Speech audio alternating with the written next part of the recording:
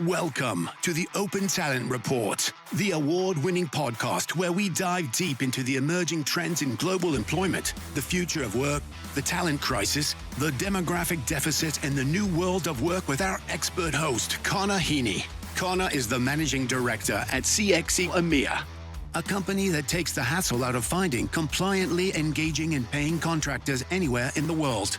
In this podcast, Connor brings you captivating conversations with top CEOs, visionary founders, and industry experts. Together, they shed light on all things open talent and the evolving nature of work itself.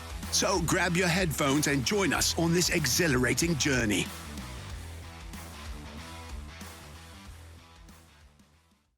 Hello and welcome to this week's show, where I'm delighted to be joined by Chris Hughes, Vice President, Global Compliance at Agile One. I've followed and known Chris, I think it's fair to say, a long time now, Chris, probably about 15 to 20 years. And Chris is one of the most foremost experts and practitioners around the globe in workforce and extended workforce compliance. Chris, you're someone I really respect in this space. You're one of the bright voices and bright lights when it comes to talking about compliance. You actually make what many people consider boring, you make it come to light. And I've loved listening to you and working and speaking to you over the years. For those of you who don't know Chris, super smart guy. He's a huge amount of knowledge in relation to workforce compliance. And Chris, I'm delighted to welcome you to the show. How are you doing, my friend? I am well, thank you. I'm happy to be here and appreciate the warm welcome and introduction. If I think about how long I've known you, I think I've known you just as long as I've not known you, if that makes sense. It's a long time. So I think collectively between us, we're known as being quite long in the tooth, but it's an absolute pleasure to spend the next however long talking about all things compliance. As you know, it's something that is a passion of mine. For sure. Well, Chris, a warm welcome to the show. Great to have you on. So, Chris, what's your story? Like, how did you move into the compliance space? And how did you become known for this in the market, in our market? Yeah, great question. And maybe if I just give you a little potted history of me. To start with, I don't think I was brought into this world to spend my life talking about contingent workforce compliance. So let's just say that straight from the off. But at some point, real life catches up with you and you start to have a career. You go forwards from there. So I happened to find myself, 30 years ago, in an accountancy firm, working for one of the partners as an office junior, effectively. That company ultimately split into two. And there was the sister company, which ended up being one of the very first, as far as I understand it, one of the very first management companies in our industry, a company called the Albany Group. That's really where my career started, in kind of the contingent workforce, which was all primarily based around, I suppose, UK contractors going overseas, going over to Europe for 3, 6, 9, 12 months, whatever it might be. And they needed some kind of company to be able to manage that contract on their behalf, make sure that they were set up correctly for tax, social security, all of that kind of stuff. So, that's really where the genesis of my career started, and the genesis of the direction of me moving into workforce compliance. And then I had to spend a bit of time out of the industry, actually working for a law firm. And that is sort of, it's sort of tied to compliance, certainly is maybe a parallel branch of it, because it was all about immigration, and it was all about managing very large corporate clients, move hundreds and hundreds, if not thousands of people around the world quickly. And I was in client services there, and I was managing those relationships. Had a level of technical knowledge, but ultimately I was there to manage some of the large clients that we had for the firm. And it just gave me an appreciation of how to manage large customers, large global organizations across the world with different stakeholder groups. And then ultimately that led me to a company that was known as Pro Unlimited.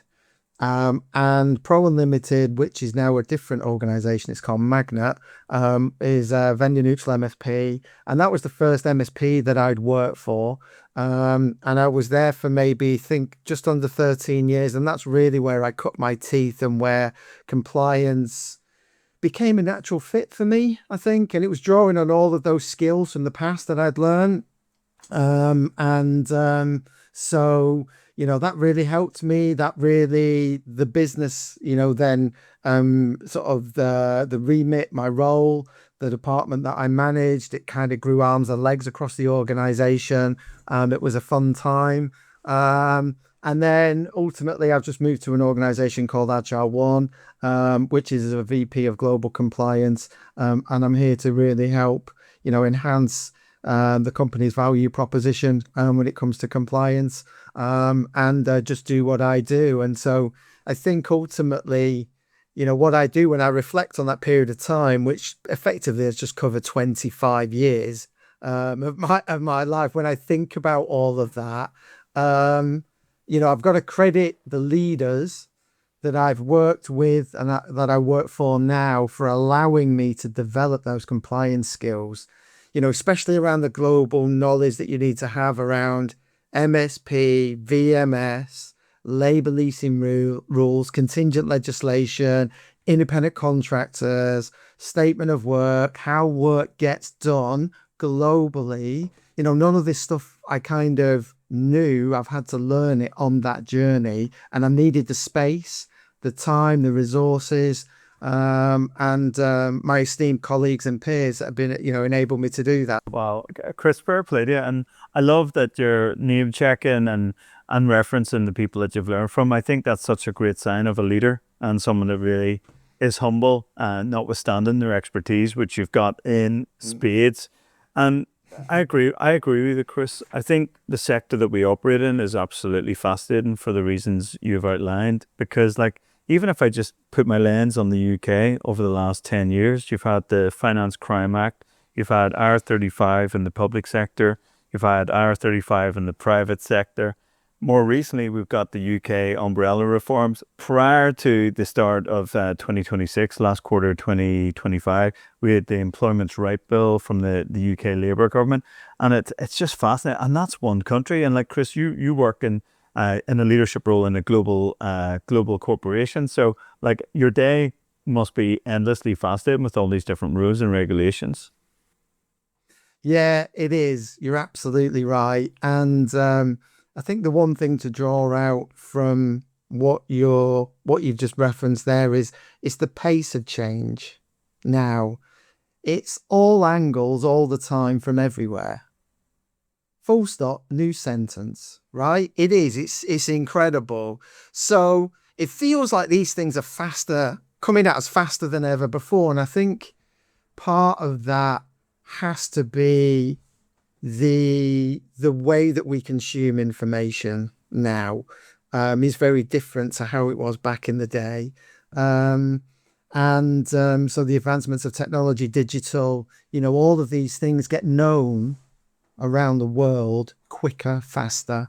And there's an inherent expectation, of course, with all the tools that are at our disposal, that everybody can upskill themselves really, really quickly, and obviously that brings its own risks as well. But for me, the pace of change is one thing that is significant. And with the complex way that we work as well, I mean, let's just think about it. The concept of platform working, did that exist 10 years ago?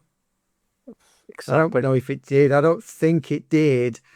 So that's something new that our legislative environment has to deal with, on top of independent contractors, on top of marketplaces, on top of, statement of work, on top of consultancy, and you could keep going. And so it's just the level of complexity is something that is, it's a curve, and it keeps going up.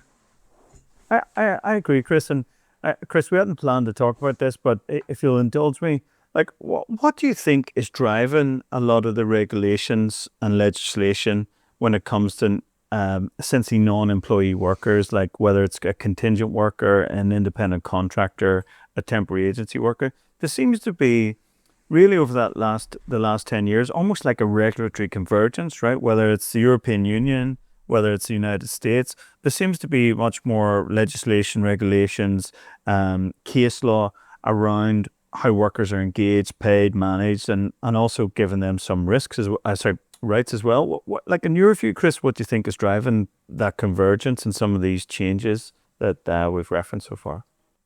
Well, I think that on the one hand, if we talk about technology enabling our industry, I also think technology is something that enables government regulators and enables,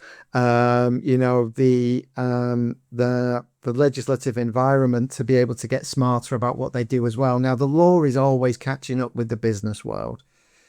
The business world will think up of something, or, the concept of platform working will come in, but then ultimately it will be, then the legislators have to catch up with that. But I think that, number one, global solutions means global visibility, and global visibility means that ultimately, yes, whereas before maybe in a manufacturing environment, would anybody really think about how the products and services were produced in another part of the world? Well, the answer is yes, they probably would. But now, actually, there is legislation because you want to get visibility through the supply chain. You want to know there's fairness, transparency, there's human decency, all of these core values that, are what make us, human. And so the legislation and the environment, ultimately, it's not just at times, it's not just about the country that you're operating in. It's actually about the country where the entire, it's the countries that are involved in the entire supply of those goods and services. So that turns something from 3-dimensional to 4-dimensional straight out of the gate. And so that's why it's been getting harder and harder to deal with the extraterritorial effects of some of these pieces of legislation because of new ways of working, digital enhancements, greater visibility, and of course, let's not forget, some of these things, all of these things, they are the right thing to do. It's not about finding, whereas maybe at some point in our history, it was about finding loopholes and reasons not to do something. It's reversed now. It is about the reasons to do something. You've got to have decent standards. You've got to care about your supply chain. You've got to have the right checks and balances in place. Chris, I love listening to you, mate. This is why I love our conversations. Fully agreed with that. That's almost like a manifesto. Yeah. But Chris, I agree. It should be baked into organizations' thinking. And that's why I think jobs like yours and in my day job are so important to helping organizations get this right and not finding loopholes, but actually making sure that people are treated fairly. That's the number one thing. And I think, like, one of the reasons, Chris, we started the podcast is because we were really worried about platform work and how some workers that are being engaged through platforms might not have been engaged compliantly, and there was a whole host of case laws, and we wanted to bring some attention to that. So we won't name any platforms. There's some amazing platforms out there, but there's been so much case law, as you know, around, well, what is a worker, right? What is an employee? What is an independent contractor? And I think what's fascinating, I'm sure you find it the same, Chris, is that it really varied from country to country. We just had another ruling against one of the large platform operators 2 weeks ago, I think, in the Netherlands, which totally contradicted a ruling from the UK Supreme Court about the status of workers, right? That they weren't actually independent, should be treated as workers or some sort of employees. And one of the things that I found fascinating, Chris, is that there's this, you didn't mention it directly there, but it was around the EU directive on platform workers, which I really welcome. And I think it's coming into effect over the next 2-year period. It has to go into national effect in each European Union state. But one of the things that directive has, Chris, is extraterritorial. I can't even say that. Extraterritoriality. Is that correct, Chris? Am I saying that right? I think I'm hoping I have extraterritorial effect. So it just means that when if something applies nationally, then there's a mechanism for it to, if there's maybe an offshore or a nearshore part of that supply chain, then there's a way of capturing that within the legislation. Wow. So I think we could do another show on that one, Chris, because there's I think a lot to unpack. But Chris, many of our listeners sit within large global organizations that have operations across the world in UK, Europe, APAC, etc. One of the things that they've been talking about and concerned about recently is the UK umbrella tax reforms. And I was wondering if you could give your take on, I suppose, why they're coming about, the need for them, and where it's really going to go. Yeah, no, that's fine, and something that is very, very topical at the moment. So, I suppose in my, opinion, the government is closing a loophole effectively in tax legislation. I think that's the primary, one of the primary drivers for it. So as it stands right now, companies are, they're involved in the recruitment and supply of labor are allowed to subcontract the employment or the engagement of that to another party, to an umbrella company. So that is absolutely fine and relatively, it's quite normal for our industry, but it has made it easier over the years for non-compliant behavior to take place. And suppose examples of that might be things like disguised remuneration schemes, mini umbrella schemes, composite companies. All of these are examples of whereby either the company and many times maybe the worker is not even aware of what their take-home pay should be, how much tax they should be paying, but ultimately these are all schemes designed to minimize the amount of tax that the individual pays compared to what they should pay if they were on full employment and everything is being put through as PAYE. So the government really wants to crack down on that behavior. I think the other sort of primary reason is to plug the tax gap. Life is expensive, and the government and their public borrowing is at probably record high levels, and they've got a tax gap that they need to plug. And if in the run up to the reforms, we're going back I think to 2022 or 2023 or maybe 2024, there was a policy paper that was introduced by government in the build up to this legislation, and HMRC data showed within that about £500 million was lost to disguised remuneration and tax avoidance schemes within 2022 and 2023, and they claim almost all of that was facilitated by umbrella companies. That's the gap that HMRC are looking to plug. So, similarly, like when IR35 and off payroll came in, they made, the government made statements about, this is the tax gap that we're looking to plug and this is the hole that we're trying to fill. Exactly the same here. And then I think ultimately, HMRC is a smart organization. And they recognize as well, I think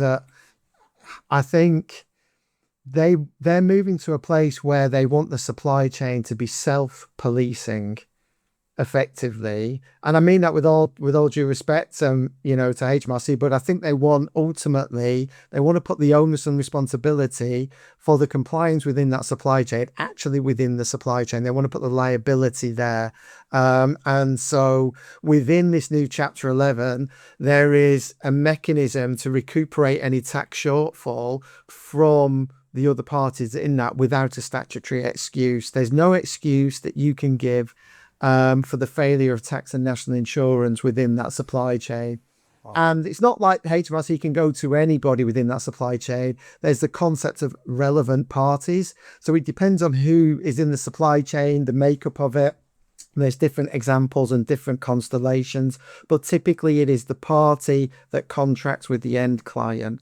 If so, then they are a relevant party for that particular supply chain. So so again, and then it comes back down to visibility, making sure that workers are engaged fairly, properly, that there's information about how they're engaged available to them. And of course, all of their income is subject to the appropriate levels of tax and national insurance. So at a high level, that's my sort of, the context as to why that legislation is coming in. Like everybody else in the industry, we're all sort of gearing up for it together because it goes live in April 2026. Yeah, exactly, Chris. And Chris, that's such a good summary of the rationale behind it. And I don't think many people are out there really talking about this because it's a real drop dead date coming up, right? Like even IR35, people were screaming about it from the rooftops. It's coming. Don't leave it too late.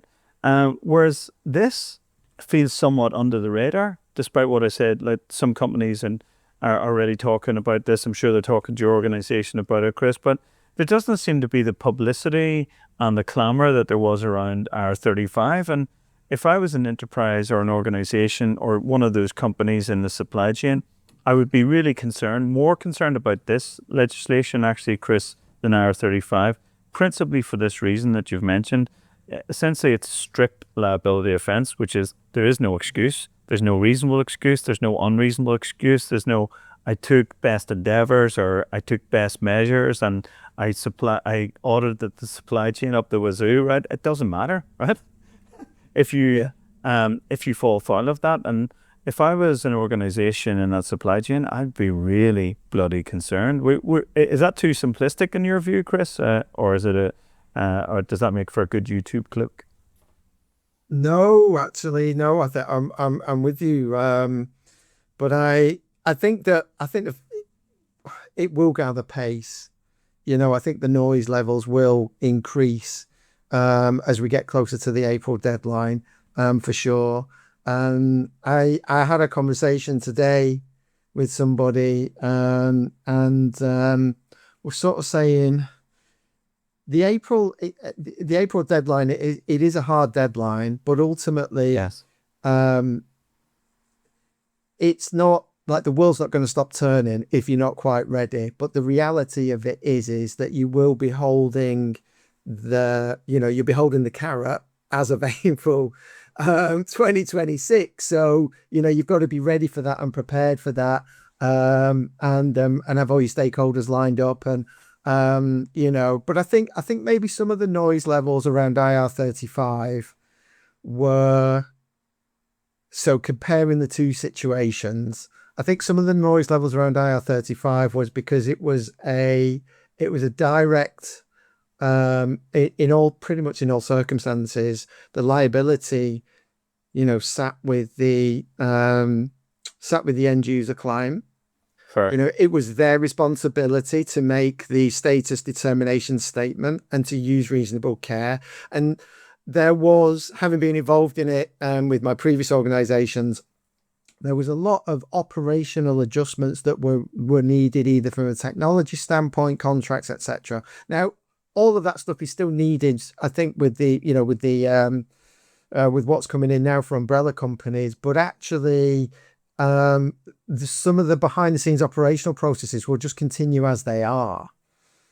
In reality, so in our industry, you generally talk about upstream and downstream, and upstream is where it goes up to the client, downstream it goes down to the supply chain. I see more of the actual work that needs to happen.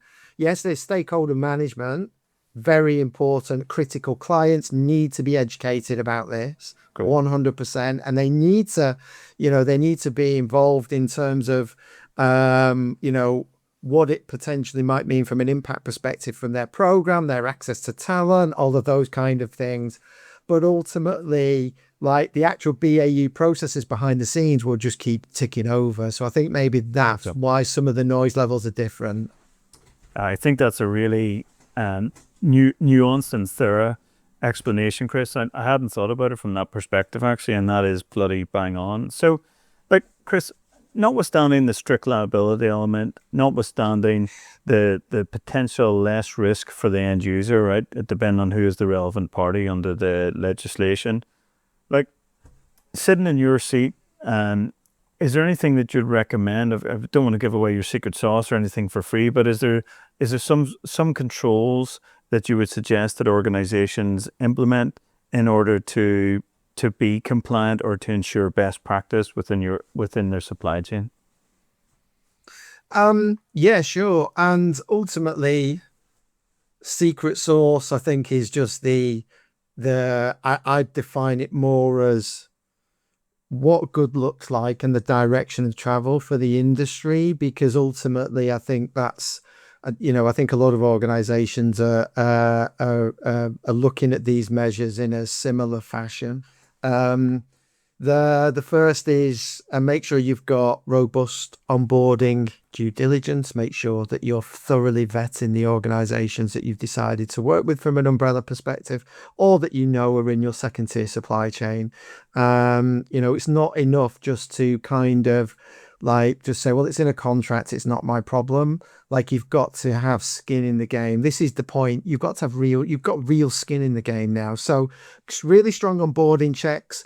You're looking at financial stability.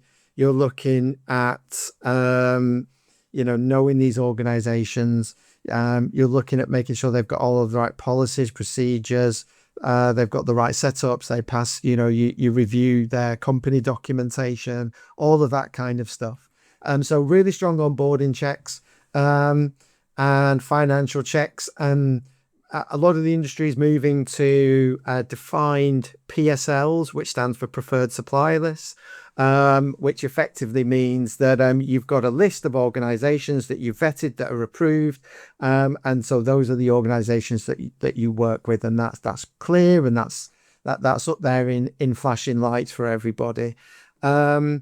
Then it comes down to ongoing due diligence. Compliance is never a one and done. It's you've got to manage it for the entire life cycle of that contract, or for with those organizations. And so you've got to have a good ongoing due diligence program. That's going to involve auditing. That's going to involve rechecking all of those documents, rechecking all of those policy documents. One thing the industry is moving to, is compliance in real time using technology. So there are services out there that will provide real time pay checking services, which is another thing that the industry has cottoned onto and grabbed onto as well. And so that's, forming part of the toolkit. So I think a combination of all of those things is definitely what I'm seeing, what I'm hearing, what I'm feeling in the industry. I like to think about things, and I don't know, sometimes kind of pick something out of left field and think, well, how would that apply over here? So actually thinking about the Netherlands, because there's a lot going on over there, I was thinking about, would the UK move to a G account model? That is a really... Because that would answer it. that would... That's your answer. That is your answer. And Chris, not all our listeners will be familiar, particularly those in North America, with the G account. Would you just, for the benefit of our audience, just explain how it works in Netherlands and how actually that works really well from a driving compliance and best practice approach? Yeah, so a G account is it's a locked account that an organization would have. And that account can only be used for the payment of tax and social security. And so if you think about an invoice, if I'm paying a supplier in the Netherlands using a G account, they are the engager of the worker, then that invoice total is 100%. You would pay about 30 to 35% of the G account. You would pay the balance of it to their normal account, which then can be used for wages, etc., agency margin, or whatever's been agreed, all of that. And then the 30% would be used for tax, social security. I'm not sure if it's used for VAT as well. I'm not sure. But ultimately, the principle is that it is the company that's paying the invoice is then making sure that money is being used for the tax and social security, and making sure it's used for the purpose of which it's intended to be. And that's a system in the in the Netherlands, which operates under, they've got chain liability. So every company in that chain, the liability goes up the chain. And so if you use a G account, it's a very effective way of mitigating the chain liability risk. And so some clients will, I think it's, clients, expect G accounts to be used. It's market practice. It's fairly standard. Yeah, Chris, that is such a great way to look at this, actually, to drive the right behaviors. That's actually made my day. That thinking that way. And Chris, if we may, just staying on the topic of the Netherlands, because UK and Netherlands, I think, are the two primarily staff markets in Europe. Of course, UK is no longer in the Eurozone or whatever it's called in the European Union, but I think Netherlands is like the fourth or fifth largest market. It's been through a period of change when it comes to labour law and contingent workers since really about 2015. You had this DBI legislation. It was stop start and all this stuff. But by my estimation, Chris, there's probably 6 major changes coming into the Netherlands over the next 3 years, right? And I really want to tap into that brain of yours for the benefit of our audience about what the hell's coming up and why should they be interested in it. Yeah, it's one of those things that you're absolutely right. The Netherlands is a big market. If you would ask me, what is the day job at the moment, just on a basic level, what is the day job? We've touched on a few of those things from a UK perspective, but also from a Netherlands perspective, that is definitely part and parcel of the day job now. So, the Dutch government has been on this track of improving temporary working conditions for a number of years now. Also happening at the same time, the use of contractors, which are known, so self-employed individuals are known as ZZPs. In the Netherlands. Don't ask me to tell you what that stands for in Dutch, because it's not going to happen. but and the rise of ZZPs has been incredible, and I think open to historic abuse. And so the Dutch authorities are very keen on clamping down on that as well. And so ultimately, you've now got both of these things scaling up. Some of the highlights are that the Dutch temporary worker industry is governed by collective labour agreements. So the main one is called ABU, and then there's another organisation called the NBBU. And that covers those agreements cover pretty much, a significant portion of the temporary worker spend in the Netherlands. The ABU collective labour agreement introduced enhanced equal treatment rules on the 1st of January 2026. And that's based on underlying legislation that's been in place for a long time in the Netherlands. It's called the WADE legislation, making sure that the temporary worker gets the right level of remuneration compared to the permanent equivalent, working hours, overtime, holiday pay. I'm sure there's other things as well that I'm missing. Whereas now with this enhancement, it's not just limited to those elements, but across all elements of essential. They've split it out into essential and non-essential working conditions, and I think it's going to have the impact of greatly increasing costs for end user customers. There's been an increase, I think, in the pension. So the STIP pension that you would give to temporary workers, now the contribution level combined between employer and employee, I think it sits at around 25%, 23%, I'm not sure. And so those burdens have increased within the industry as well. So there's a lot going on there, and I know that the industry has been working throughout the last year to get ready for that change. And even the ABU and the Dutch authorities have actually provided tools and information on how agencies can go about making that calculation, which is, to make it prescriptive, to make it an equal playing field, because you can have some terms and conditions that are not exactly like for like.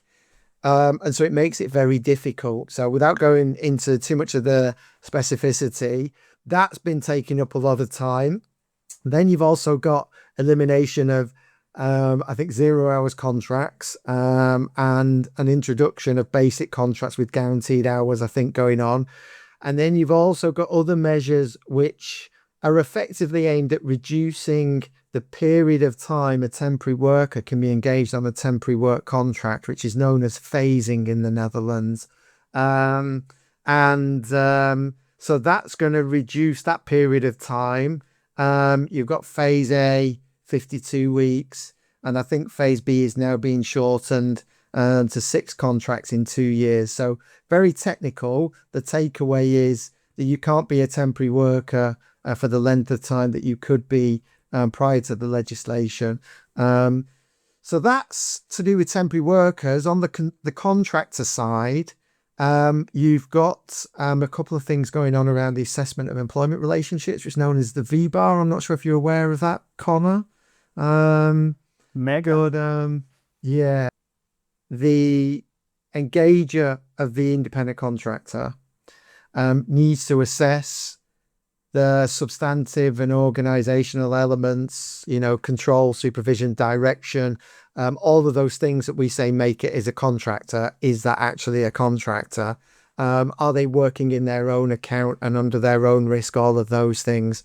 And I think that even within that legislation as well, there's a requirement to have the independent contractor or the ZZP earning beyond a certain level of earnings. I think it's 36 euros an hour. It was as well. So yeah. And then finally, one last thing in the Netherlands, there's a licensing system that's coming in for employment agencies and other agencies that are involved in leasing and providing workers to end hirers. That's coming in from January 2027, and I think enforcement is coming in from January 2028. That's going to increase the cost of getting that license is significant. No, Chris, this is why I really wanted to have you on the show, to tap into that expertise, because some people are aware of this in the organizations that our companies serve, but I don't think they're aware of what's really coming down the tracks and the specificity around it. So this is why I love having experts like you on the show that can really go into that detail, but still keep it interesting, which you did. And like all the things we talked about at the start of the show, Chris, like around the fairness and the rights-based approach and the people's sustainability, I'm all for that. And I know certainly from our conversation today and over the years, you're all for that too. But it's almost a difficult balancing act for governments, though, between having flexibility in the labour market, but having protection for the workers. I don't think any country has quite got that right, because I think from memory, again, don't quote me on this, but just high level figures, when the Dutch government started talking about bringing in the VBAR reforms that you'd mentioned, Chris, I think the amount of said peers registered dropped by something like 40% compared to the previous year's reporting. So it has that almost chilling effect on the labour market, right? And then the Dutch labour market was historically known as being one of the most flexible. As long as you were hiring a temporary worker or an independent contractor, if you hire a permanent worker there, well, there's a lot less flexibility, of course. But now we will have the scenario or the situation, Chris, where what was completely flexible is almost inflexible, right? And that's a concern, particularly in a world where there's less people to do the work. Yeah, no, absolutely. And then you have to layer into that as well, just the scarcity of skills, that in certain industries or certain geographies, just talent availability. And, sometimes, how talent walks through the front door of large organizations can differ, can vary, and that's why those organizations want to go to specialist providers in this space to be able to manage that complexity and that rigor, and certainly from a large organization perspective, and something that you and I have spoken about on many a time, it's, how hard is hard enough? Like, at what point does it become too hard for organizations who want to do things correctly, but then it becomes really attritional, really difficult. And so then companies, start looking at, well, actually, is there a different way that I can get talent in the front door? And of course, then you start thinking about services procurement, statement of work, and that brings up other risks, that we haven't even touched on. But that conversation is as old as time as well. But it's also very, very valid for procurement leaders and for talent acquisition to be looking at these things and going, well, as an organization, the risks are getting higher, more enhanced. Ultimately, I've got to assess how, my workforce models, and, you've got to do things correctly. You've got to have the right buying channels in place. If you say it's an apple, it's got to be an apple, right? And not an orange. But ultimately, I think that conversation it is heightened by the fact that regulatory complexity is just increasing. I agree, Chris, and that's why I love talking to you, because there's so many things. But I think there's some organizations that I've seen out there, Chris, that are just, and these are large global behemoths, right? There's a sense, what, we don't care. We're going to take the fine, right? We're willing to roll the dice because we couldn't be bothered to operationally bring these programs, this governance into place, which is bizarre because I always thought that most organizations lead with compliance, governance, risk. But essentially they said to us, it doesn't matter. We'll pay the fine. We're big enough to pay it, which is really fascinating to me, right? And I've seen a few cases like that over the years, and I think that feeds into the points that you were making there, Chris. Because when is too hard enough? And I think we're maybe approaching that point with all the regulations. And just staying on that theme, Chris, if we may, I mean, we haven't even really mentioned AI and compliance around AI. So I think the UK had an AI Act, I think, come into force over the last couple of years. The EU AI Act is in force. The US federal government had an AI Act, although there's some, depending on how you read Trump's big bill, there's some exclusions within that around liability for some of the tech companies and whatnot. But in short, like how organizations find, match talent, right? How they score talent through AI, how they record interviews. Like, we haven't even discussed that, which is a huge topic of itself. But Chris, what are you seeing out there around AI and compliance and how it's potentially impacting organizations? Yeah, I mean, it is a whole podcast episode on its own. I'll profess that I'm, AI and the privacy and all of the regulations, is a very, very specific area of compliance. From an industry perspective, we're obviously looking at AI, not only to gain efficiency, to, generative AI, to help, on some of maybe the baseline tasks, some of the operational stuff, making things more efficient, which might fall more into automation and things of that nature. But then we're also looking at, can we use AI to help either present or influence hiring decisions that have been made. So, it might be a case of, having AI shortlist candidates for a hiring manager. It might even be that AI is there to produce, surveys of performance, once an assignment has been finished. I don't know. But within the EU AI Act, which as far as I can see is still the most comprehensive piece of legislation that's governing AI out there. There is the concept that, it's a risk-based system. Within the high risk category is where if you've got AI that's interfering with, or if it is there to help support employment related decisions, hiring related decisions, that's going to be high risk within the EU AI Act. And if it is high risk, there's a whole heap of governance that follows.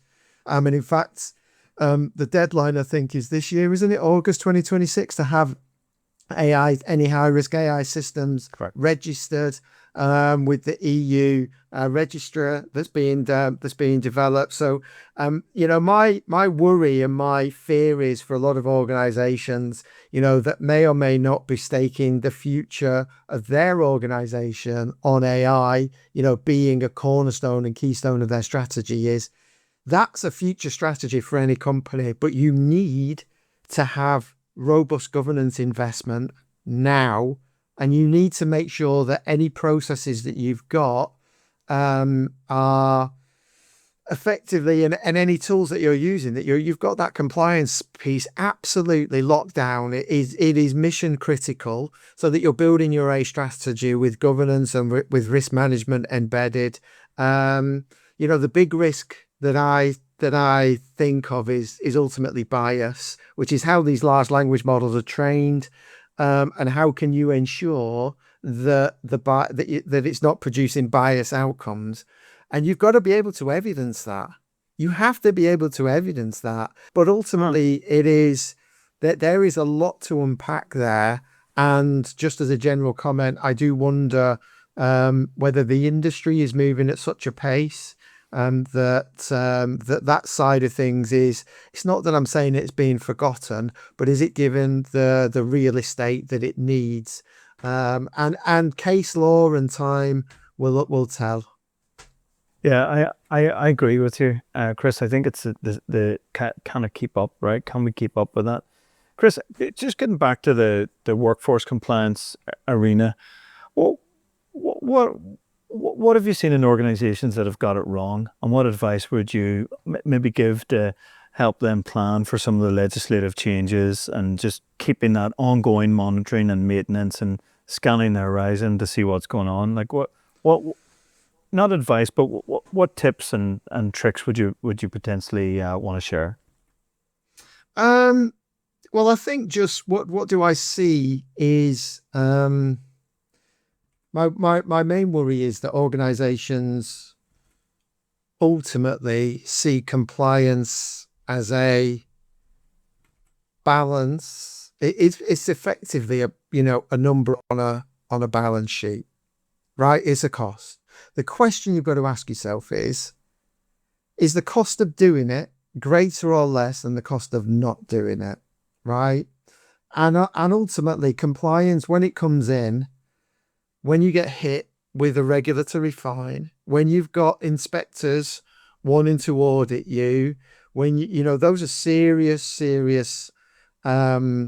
scenarios that you could well be faced with. And so the risk is there. And normally when these things, you only need to look at the fines in GDPR. You only need to look at the fines for organizations.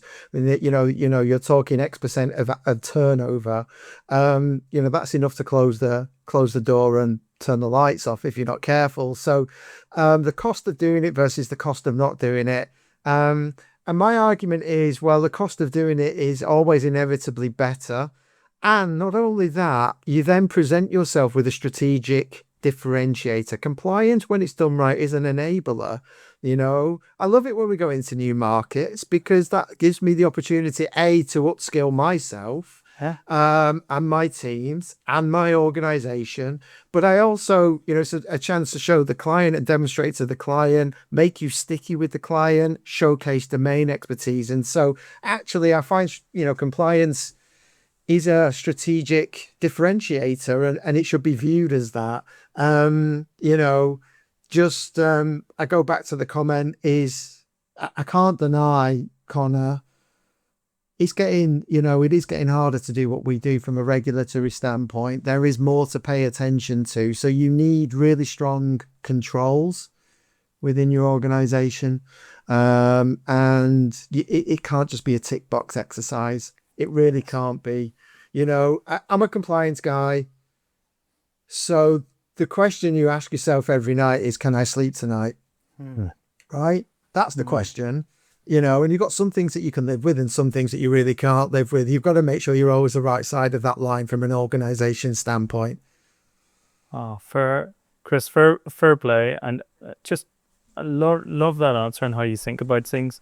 So, Chris, I'm going to ask you a question. We definitely haven't planned for this, but we ask all our guests, right?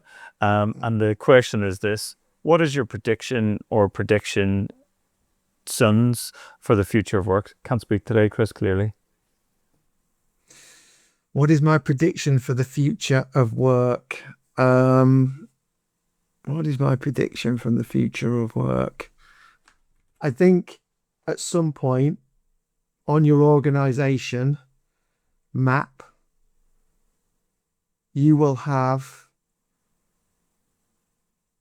effectively have a team of AI agents on that map that you have to manage alongside humans. That's my prediction. Chris, I'm fully with you on that one. I think that prediction is going to come around much sooner than maybe people think, and I agree with you. I think that's something that organizations should really start thinking about, and what are the controls, governance around that, right? And in a whole host of ways. Chris, I love it. Chris, thank you so much for making the time for me, but crucially making the time for our audience to come on today's show. That was a deep masterclass in all things workforce compliance. And I think about what's happening in the UK, what's happening in the Netherlands, what's going to be happening in the EU with the Platform Workers Directive, and a whole host of other things. I think this is required listening for anyone that's serious about our space and about using compliance as an enabler for change and that differentiator that you mentioned. So, Chris, thank you so much for making the time for us. We really appreciate it. And Chris, where's the best place for our audience to come and speak to you about global compliance or local or regional compliance? How can they come and find you? No worries at all. And first of all, thank you for having me. It's been a lovely way to spend an hour. Yeah, absolutely thrilled to be on here. I think the best way to get hold of me is I'm on LinkedIn. So just to ping me on LinkedIn, send over a request, and I'll pick that up from there. That's probably the easiest thing to do. Wonderful. Chris, thanks so much. There you have it, folks. Chris Hughes, Vice President, Global Compliance, Agile One. Chris, very much looking forward to seeing you at CWS and on the circuit. And thanks again for making the time. Great to see you. Really appreciate it. Oh, good. Thank you now. See ya. Bye. Thank you for listening to the Open Talent Report with Connor Heaney. If you found this podcast informative and engaging, make sure you subscribe, tell your friends, and follow us on all your favorite streaming platforms.